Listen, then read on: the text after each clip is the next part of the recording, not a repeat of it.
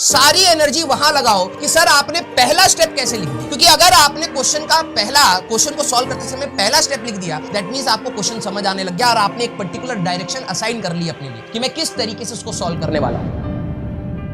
बेटा अगर आपको लग रहा है कि आप डिमोटिवेटेड फील कर रहे हैं, आपके पास समय व्यर्थ करने का भी ऑप्शन नहीं है, पॉजिटिव रहने के अलावा कोई ऑप्शन नहीं है, आपको कॉम्पिटिटिव पढ़ना ही पड़ेगा। थोड़ा सा मैं आपको एक्सपीरियंस के साथ बोल रहा हूं, लेकिन अगर आपके लिए फिर भी प्रायोरिटी है तो आप अभी घबरा करके अपने हाथ पांव मत फुलाइए बेटा, पढ़ाई करते रहिए। अगर आप सिलेक्शन चाहते हैं, एक अच्छा कॉलेज चाहते हैं, एक अच्छे इंसान बने और एक अच्छे कॉलेज में चले जाएं, दैट्स इट। पॉजिटिव रहने के अलावा कोई और ऑप्शन नहीं है हमारे पास। हम अपनी लाइफ पहले इतनी सारे स्ट्रेस में रह के अपनी लाइफ और हेल नहीं बनाना चाहते। हम पढ़ाई इसलिए कर रहे हैं कि लाइफ सुधरे, तो उसके लिए पॉजिटिविटी चाहिए और वो आपको ढूंढ के रखनी पड़ेगी अपने पास। अगर आप फिजिक्स में जा रहे हैं कि ये क्यों हो रहा है, जो बच्चे कहते हैं सर क्वेश्चन पढ़ाते समय समझ आ रहा है लेकिन जब खुद करते हैं तो दिक्कत होती है, वो आएगी। पता है क्या है? क्योंकि आप फोकस करते हैं टीचर ने किया क्या, सारा फोकस है आपका क्या पर, ठीक है, एंड हाउ, आपने कैसे कर दिया। ये मैथ्स में भी है, ये केमिस्ट्री में भी है, ये फिजिक्स में भी है। मेरा मैथ्स खराब होने का मेन रीजन ये था कि मैं टीचर की इस बात को नहीं पकड़ता था कि वो ऐसे ही क्यों कर रहे हैं।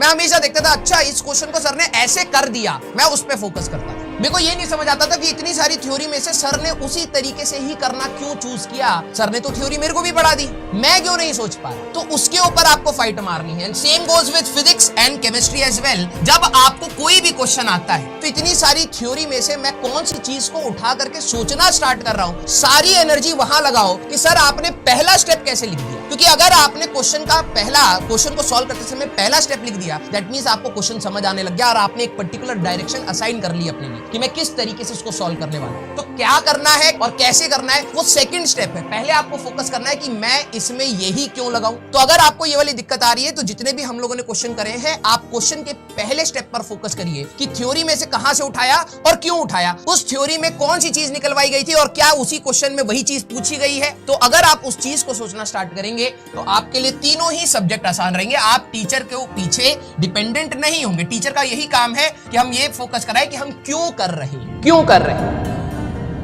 इस साल में अगर आपको लग रहा है आपके पास समय कम है, बिलीव मी इसी साल में आप रैंक निकाल सकते हैं और कई सारे बच्चे निकालेंगे अगर आप चुपचाप पढ़ाई करते जाएं। क्वेश्चन नहीं हो रहे कोई दिक्कत नहीं,